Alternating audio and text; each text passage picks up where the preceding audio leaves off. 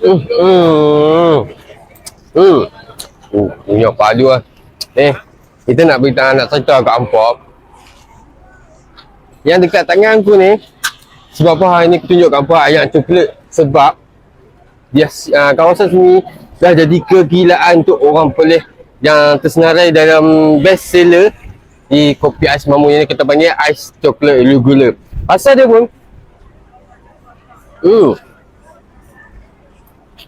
pekat, likat, manis memang kau. Sebab dia punya coklat ni bukan yang biasa-biasa punya. So, kalau kata orang Perlis ni, senang cerita, setakat lah 3 hari kami duduk sini, berdua ayam coklat yang duduk order.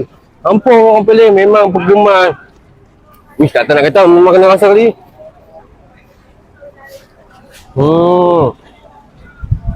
Dia punya aroma coklatnya pekat tu.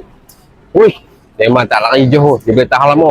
So, sebagai hari ni, hari ketiga yang masih bagi berbaki 2 hari. So, pakat-pakat main serbu untuk dapatkan menu yang bestseller dah senarai kopi ais mamu ni. Apa orang Perlis tunggu pagi.